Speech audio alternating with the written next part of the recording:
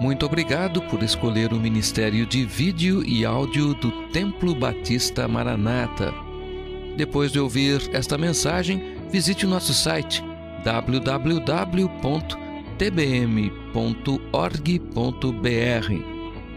A nossa igreja oferece discipulado cristão, instituto bíblico e muitas oportunidades para o seu crescimento espiritual. Que Deus o abençoe. Maranata, ora vem, Senhor Jesus.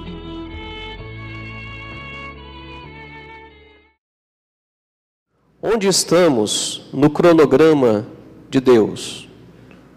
Onde estamos no cronograma de Deus?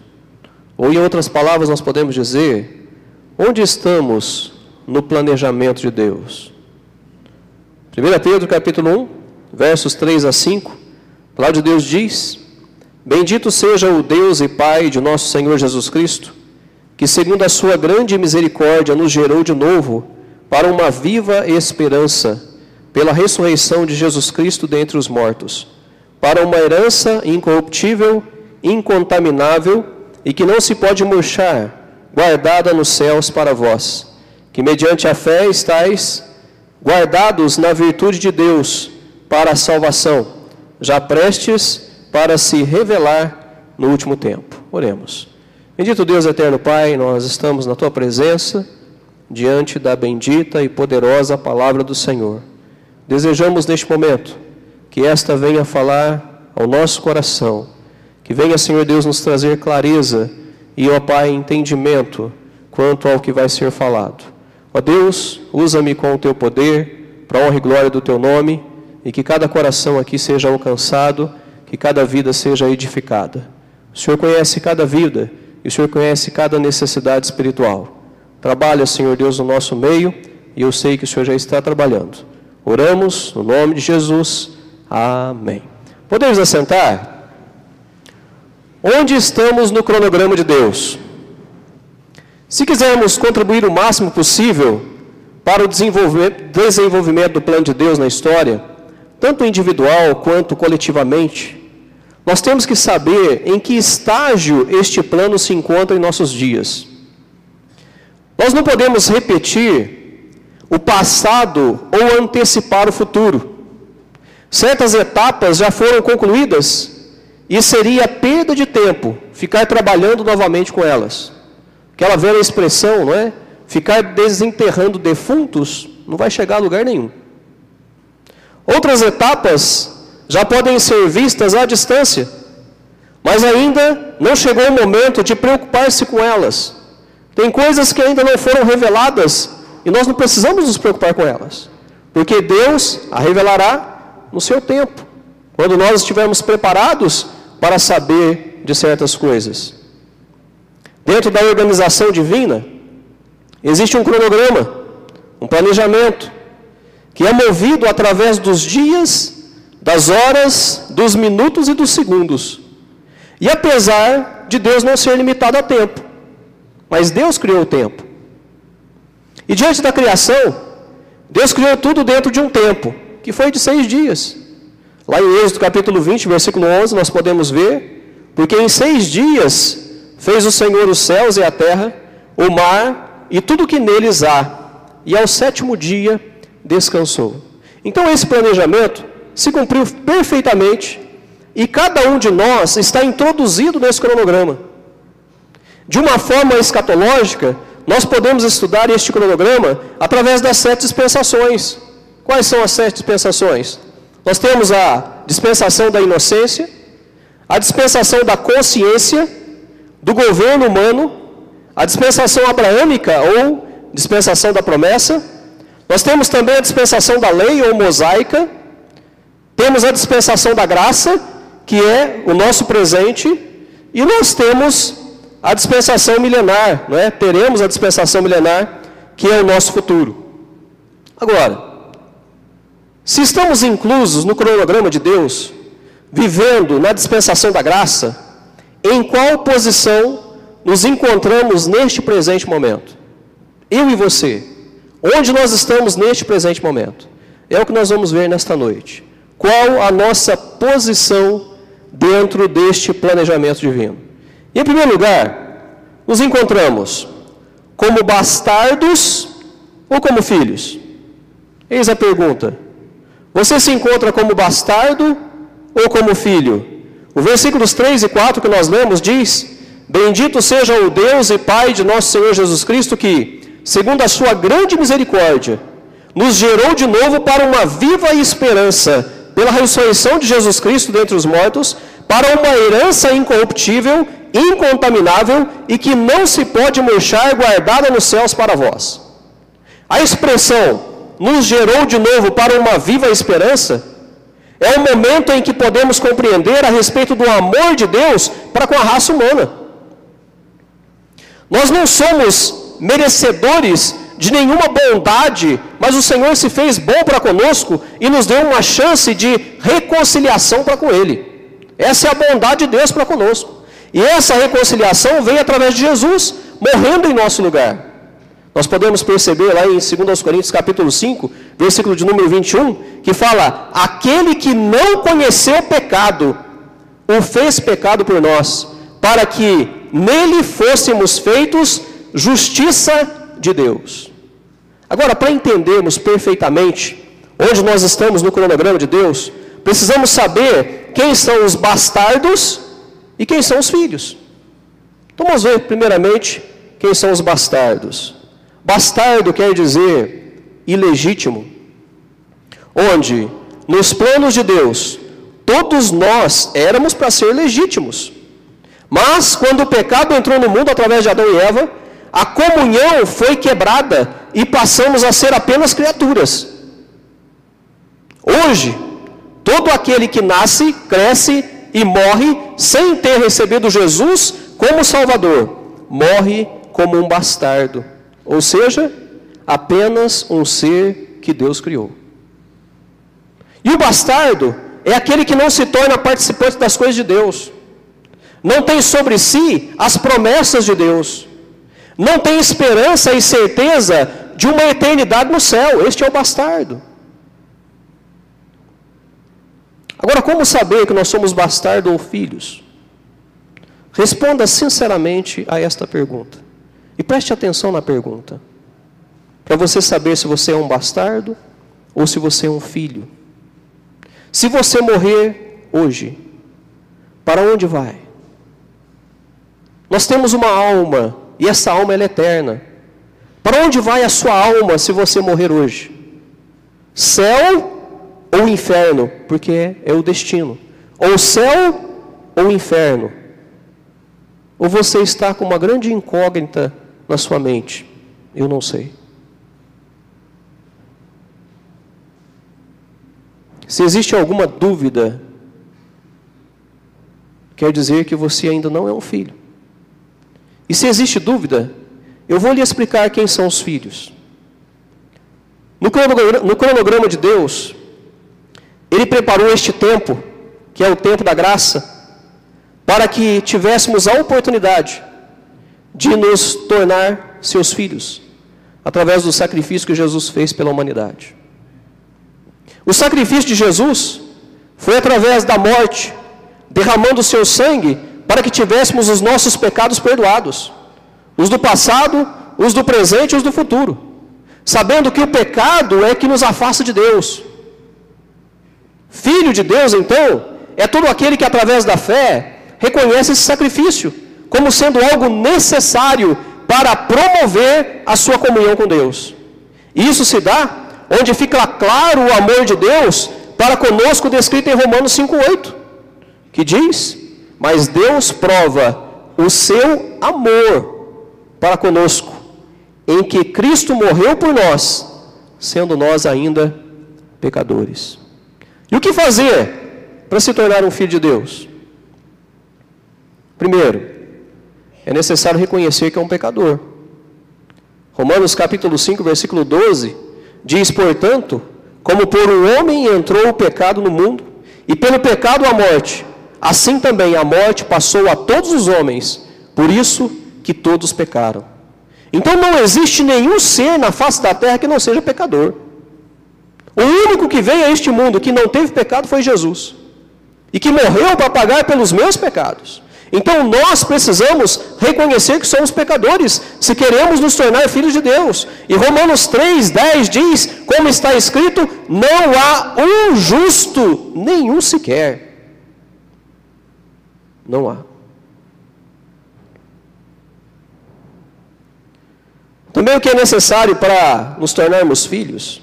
Se eu reconheço que eu sou um pecador, logo é necessário pedir perdão pelos pecados. E 1 João 9 nós conhecemos muito bem. Se confessarmos os nossos pecados, Ele é fiel e justo para nos perdoar os pecados e nos purificar de toda injustiça. Sou um pecador? Reconheço? Então, preciso pedir perdão. E se eu confessar o meu pecado a Deus, Ele é fiel e justo para me perdoar, e não só me perdoa, mas me purifica de toda injustiça. Esse é o nosso Deus. E é necessário invocar o nome do Senhor para a salvação. Como? Romanos 10:13 diz, porque todo aquele que invocar o nome do Senhor será salvo. Uma oração simples. Senhor, reconheço que sou pecador. Senhor, perdoa os meus pecados. Senhor, neste momento, eu recebo como meu Salvador. Salva minha alma. Que oração tão simples, não é? E aí você você se tornará um filho, deixando então de ser um bastardo. E para se tornar um filho de Deus é muito simples e nos garante a eternidade, sendo que permanecer como um bastardo, aquele filho ilegítimo, nos traz condenação para toda a eternidade. E olha só a expressão verdadeira e séria de João capítulo 3, versículos 16 a 18. Porque Deus amou o mundo de tal maneira que deu o seu Filho unigênito para que todo aquele que nele crê não pereça, mas tenha a vida eterna. Porque Deus enviou este Filho ao mundo, não para que condenasse o mundo, mas para que o mundo fosse salvo por ele. Quem crê nele não é condenado, mas quem não crê já está condenado, porquanto não crê no nome do unigênito Filho de Deus. Então, dentro do cronograma de Deus, você é um bastardo ou um filho? Tenha certeza de ser um filho. E você, nesta noite, você pode sair daqui como filho. Apenas reconhecendo que é um pecador, confessando seus pecados e invocando Jesus para a sua salvação. Você se tornará um filho. Então, não saia daqui como um bastardo, um filho ilegítimo. Em segundo lugar, dentro do planejamento divino, nós precisamos saber se nós nos encontramos como exaltados ou como adoradores. Em qual posição nós estamos? E eu vou explicar. Como exaltados ou como adoradores? O versículo 6 e 7 diz, em que vós grandemente vos alegrais, ainda que agora importa, sendo necessário, que estejais por um pouco contristados com várias tentações, para que a prova da vossa fé, muito mais preciosa do que o ouro que perece e é provado pelo fogo, se ache em louvor e honra e glória na revelação de Jesus Cristo. O ser humano, ele é muito complexo em suas atitudes e reações. Nós temos os que buscam os holofotes e também temos os que ficam atrás das cortinas.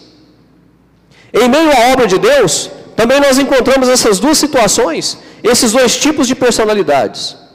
Vamos falar a respeito dos exaltados. Precisamos fazer diferença entre pessoas dinâmicas de pessoas prepotentes. Pessoas dinâmicas realizam a obra com a finalidade de somar, de fazer acontecer. Já as pessoas prepotentes, elas realizam a obra com a finalidade de serem vistas, de serem contempladas. Os que realizam a obra para serem notados, até alcançam a simpatia de alguns, mas diante de Deus não tem valor algum, pois estão roubando a glória que pertence a Deus. E sabe o que a palavra de Deus diz lá em Isaías 42, versículo 8? Fala, eu sou o Senhor, este é o meu nome, a minha glória, pois a outrem não darei, nem o meu louvor às imagens de escultura. Então Deus, Ele não divide o seu louvor com ninguém. A glória pertence somente a Ele, pois Ele é o único que tem poder para transformar vidas e mudar histórias. Outro Deus igual a Ele não existe e jamais existirá. Lucas capítulo 14, versículo 11 diz: porquanto qualquer que a si mesmo se exaltar, será humilhado. Então, dentro deste contexto, existem aqueles que gostam de receber a glória. Existem aqueles que querem trazer para si holofotes. Aqueles que querem ter uma estrelinha no peito. Aqueles que querem ser uma estrela. Cuidado para não roubar a glória que pertence somente a Deus. Agora nós temos também os adoradores. E estes são reconhecedores de que tudo vem de Deus, pertence a Ele e é para Ele. Estes são os adoradores. Se envolver na obra de Deus como adorador é um privilégio incomparável e inexplicável. É se sentir parte da obra que é de Deus. A obra não é minha, a obra não é sua, a obra é de Deus. Ser um adorador é estar num espírito de conquista que traz prazer e satisfação todas as vezes que nós servimos o Mestre. Como é bom servir a Deus. Se você ainda não serviu a Deus, você não sabe o que está perdendo. É muito bom servir a Deus. E o adorador é aquele que se humilha e recebe de Deus a recompensa. Em Lucas 14, 11, nós lemos que: e aquele que a si mesmo se humilhar, será exaltado. Agora, esse será exaltado é por Deus. Aquele que é o verdadeiro adorador, ele não se preocupa em ser exaltado por homens. Não. Ele quer ser exaltado por Deus. Ele quer ser encontrado diante de Deus como um servo bom e fiel, da forma que Deus deseja. Então, dentro do cronograma de Deus, Ele nos criou e nos salvou para a sua adoração. João capítulo 4, versículo 23 diz: mas a hora vem e agora é, em que os verdadeiros adoradores adorarão o Pai em espírito e em verdade, porque o Pai procura a tais que assim o adorem. O espírito do verdadeiro adorador, ele se encontra lá em 1 Coríntios 10, 31, que diz: portanto, quer comais, quer bebais, ou façais outra qualquer coisa, fazei tudo para quê? Para a glória de Deus. Esse é o espírito do verdadeiro adorador. Qualquer coisa que eu for fazer, eu vou fazer para a glória de Deus. E como nós lemos no versículo 6 e 7, 1 Pedro, mesmo que venham lutas e tribulações, a nossa vida não se cansará de o adorá-lo. Estaremos sempre adorando o nosso Deus. Então que sejamos adoradores fiéis e jamais roubadores da glória, que é somente do único Deus. Em terceiro lugar, dentro do cronograma divino, nós precisamos saber se nos encontramos como independentes ou como dependentes. Independentes ou dependentes? Em qual situação nós nos encontramos hoje? O versículo 8 diz: ao qual, não havendo visto, amais, no qual, não vendo agora, mas crendo, vos alegrais com gozo inefável e glorioso. Por mais que somos seres independentes, isto é, temos o direito sobre nossos atos, tendo uma liberdade aparentemente ampla, considerando livres totalmente, percebemos que ao longo da vida, a realidade não acontece bem assim. As nossas atitudes nem sempre são construídas por motivações livres. Numa grande maioria, sempre somos pressionados por certas carências afetivas, certos impulsos momentâneos e várias outras situações que são feitas com nossa permissão. Segue em meio ao povo de Deus estes dois comportamentos, sendo que cada um recebe a sua recompensa. Vamos perceber agora então os independentes. Percebe que os independentes, parece bonito nessa expressão, eu sou independente, mas traz sérios riscos em todas as áreas da vida, principalmente diante de um conceito espiritual. Geralmente, os que são independentes não conseguem sobreviver diante das provações da vida, que são muitas, pois João capítulo 16, versículo 33 diz que no mundo tereis aflições, e não tem como fugir desta realidade. Se você é crente em Cristo Jesus, no mundo vai ter aflições, e não tem como ser independente. Os independentes são desprovidos de sabedoria, mesmo que consigam resolver toda a questão da vida, mas certamente de uma forma não muito eficaz, ou que esteja sendo aprovada por Deus. Então esta atitude geralmente se dá para aqueles que se acham conhecedores e capazes de tudo. Acabam por fracassar na vida cristã, e a vida se torna muito mais difícil. Então, diante da Bíblia, aquele que não depende de Deus é considerado louco. Lá em Salmo, capítulo 107, versículo 17, diz que os loucos, por causa da sua transgressão e por causa das suas iniquidades, são aflitos. São aflitos.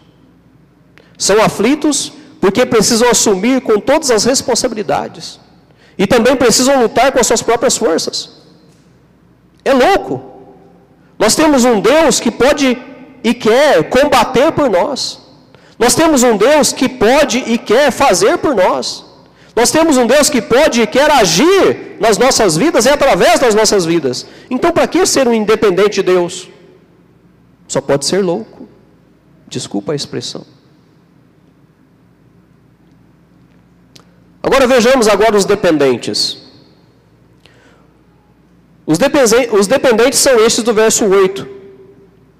Ao qual, não havendo visto, amais. No qual, não vendo agora, mas crendo, vos alegrais com gozo inefável e glorioso. Depender de Deus é certeza de vitória. Depender de Deus é certeza de vitória. Mesmo que os resultados hoje não pareçam ser bons. Mais à frente nós iremos perceber que realmente era o melhor para nós. Quantas vezes nós relutamos por coisas que aparentemente parecia ser ruim, e nós queríamos fazer o contrário. Mas nós nos colocamos na dependência de Deus, confiamos no que Deus iria fazer por nós, e o resultado final foi satisfatório. A princípio, não estávamos concordando, mas no final, porque dependemos de Deus, nós fomos alcançados com grande gozo, com grande alegria e com a verdadeira vitória. Certamente você já passou por uma situação assim, eu já passei por situação assim. Não há erro ou engano no caminho que Deus traça para os que dependem dEle, porque tudo está sob a sua supervisão. O Salmo 33, versículos 18 e 19, diz: eis que os olhos do Senhor estão sobre os que o temem, sobre os que esperam na sua misericórdia, para lhes livrar as almas da morte e para os conservar vivos na fome. Estar debaixo do olhar de Deus deve nos tranquilizar enquanto caminhamos nesta vida. Agora, muitos dos problemas que nós temos e que parece não ter fim, é pelo fato de ainda não termos dependido de Deus para cuidar para nós. E você pode avaliar a sua vida. Aquilo que você não consegue abandonar, ou aquilo que não consegue abandonar você, não tem te deixado, problemas, perturbações, é porque você ainda não dependeu de Deus. Pode ser dentro da sua casa, problemas conjugais, pode ser que esteja acontecendo até o momento porque você não dependeu de Deus. Talvez a sua vida está um embaraço. Eu não consigo me promover na empresa, eu não consigo terminar os meus estudos, eu não consigo isso, aquilo outro, eu não consigo sanar com as minhas dívidas, eu não consigo ter uma vida normal. Sabe por quê? Porque ainda não dependeu de Deus. As pessoas estão vencendo, eu estou vendo a cada dia, eu estou vendo pessoas sendo abençoadas por Deus, mas eu não. Por quê? Porque ainda não dependeu de Deus.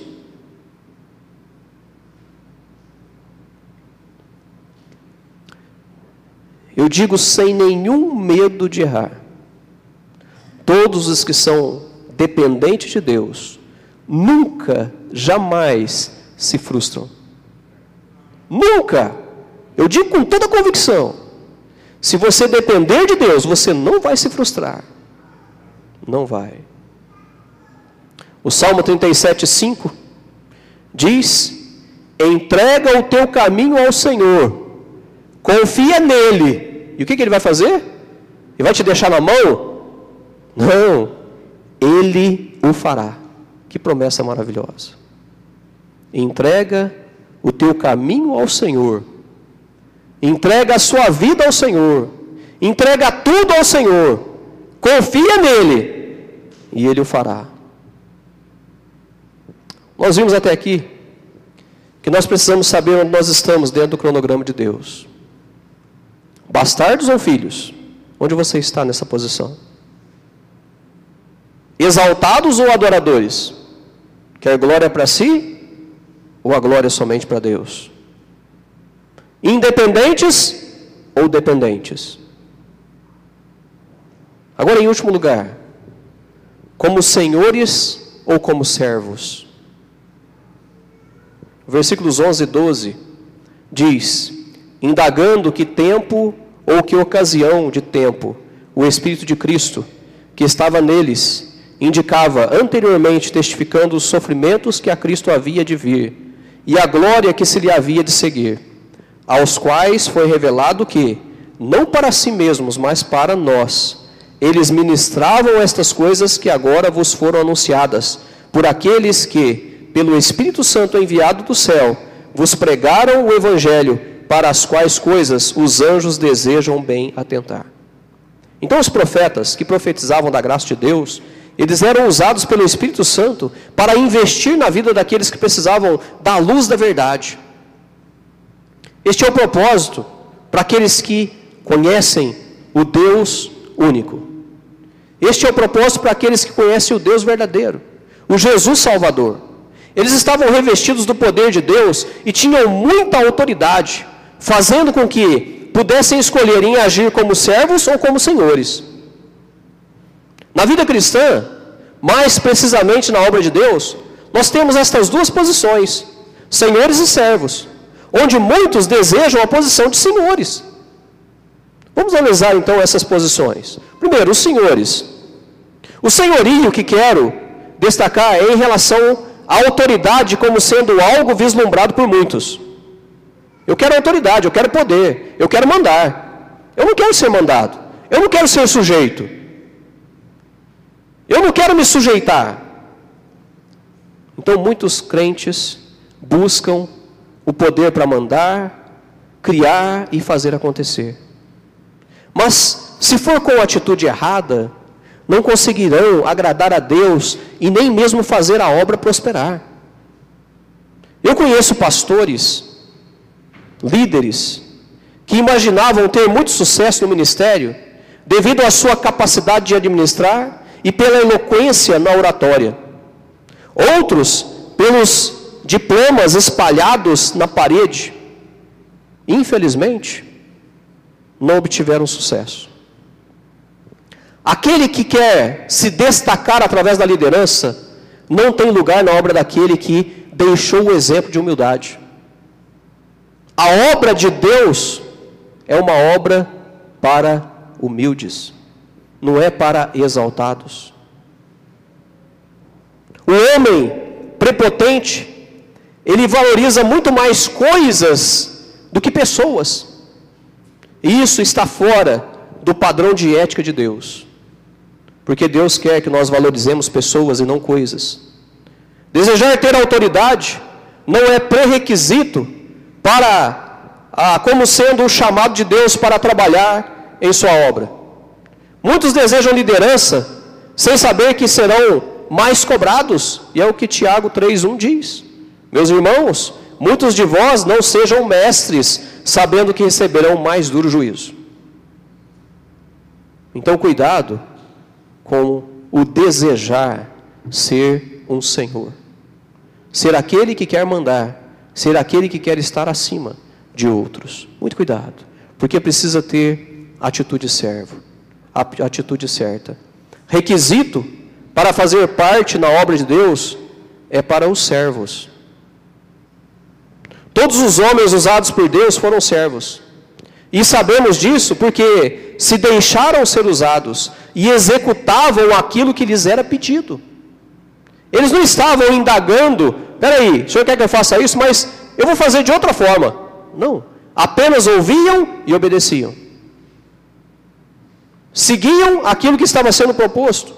E Jesus foi o maior exemplo de servo da face da terra.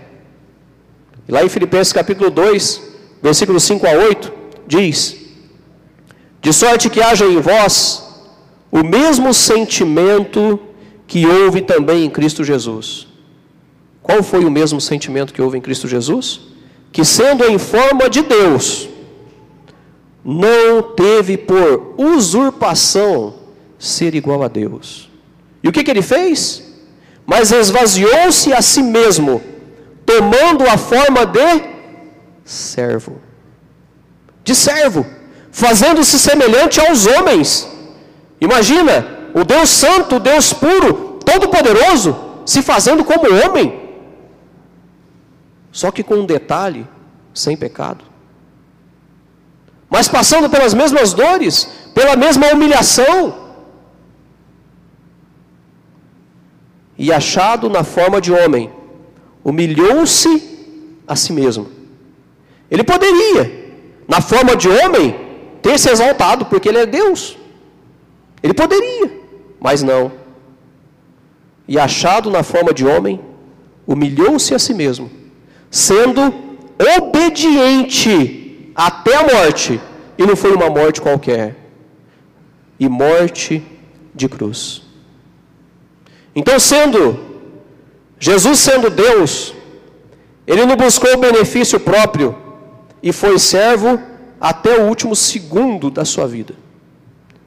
Precisamos ficar bem atentos quanto aos pré-requisitos de Deus para nos ingressarmos na carreira cristã.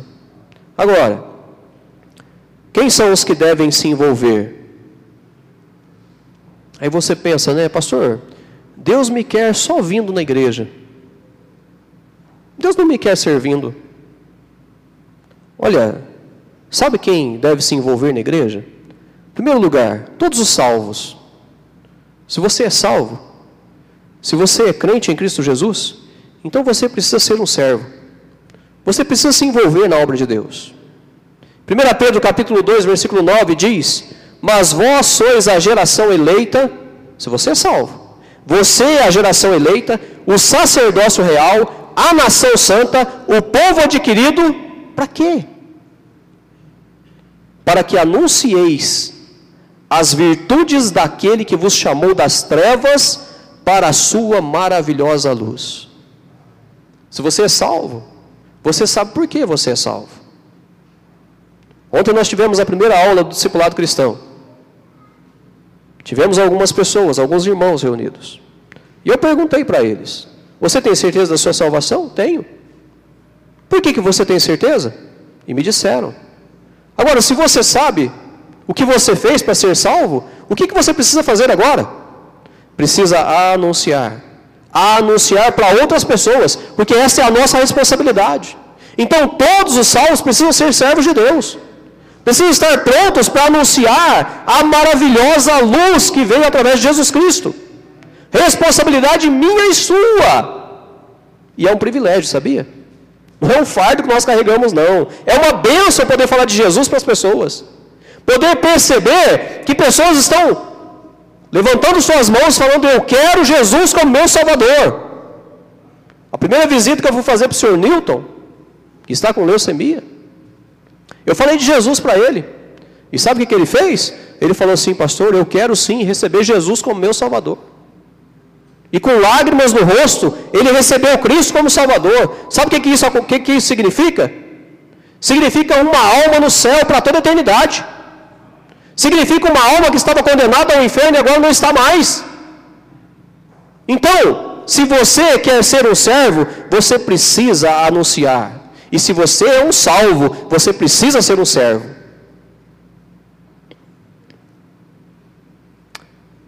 Sabe outro tipo de pessoa que precisa se envolver na obra de Deus? Os que são agradecidos. Os que têm um espírito de gratidão. Quantos têm algo para agradecer a Deus nesta noite? Levante a mão. Eu acho que todos levantaram as mãos, não é? Olha, então você precisa ser um servo. A palavra de Deus diz em Colossenses 3,17: e quanto fizerdes por palavras ou por obras, fazei tudo em nome do Senhor Jesus, dando por Ele graças a Deus Pai. Gratidão não pode sair do nosso coração em nenhum momento. E eu preciso me sentir como aquele que precisa fazer, porque fizeram por mim. Deus fez através de Jesus Cristo. Então eu preciso fazer por outros. E alguém na face desta terra fez por mim, me anunciando da verdade, abrindo os meus olhos para a verdade. Porque antes eu estava com meus olhos fechados. Eu não conseguia enxergar a luz verdadeira. Então, se eu tenho gratidão no meu coração, eu preciso ser um servo. Outro tipo de pessoa que deve se envolver: os que são realmente servos. Em João capítulo 12, versículo 26 diz: se alguém me serve, siga-me. E onde eu estiver, ali estará também o meu servo. E se alguém me servir, meu Pai o honrará. Se alguém me servir, Deus o honrará. A atitude de ser servo nos coloca numa posição muito honrosa perante Deus. E os homens, onde somos os maiores beneficiados. Nos coloca numa posição honrosa diante de Deus e dos homens, onde nós somos os maiores beneficiados. Olha, não perde aquele que é servo. Agora, o que você precisa fazer para ser servo? Simplesmente se colocar na presença de Deus e falar: Senhor, usa a minha vida. Quer uma oração mais simples do que essa? Se com sinceridade no coração e com fé, orar a Deus: Senhor, usa a minha vida. Quero ser um servo teu. Pode ter certeza que Ele vai usar. Você vai ser um servo e Deus vai te honrar. Com toda certeza. Concluindo, é de extrema importância sabermos onde estamos no cronograma de Deus. Somos filhos ou bastardos? Somos exaltados ou adoradores? Somos independentes ou dependentes? Somos senhores ou servos? Dentre todas estas posições, a mais importante é você saber se é um filho legítimo de Deus ou não. Esta é a mais importante. Então não saia daqui sem ter um encontro com Jesus. Se você não tem certeza de que quando partir desta vida vai para o céu, então, por favor, entregue-se a Jesus neste momento. E eu vou orar por você, se você deseja entregar a sua vida a Jesus.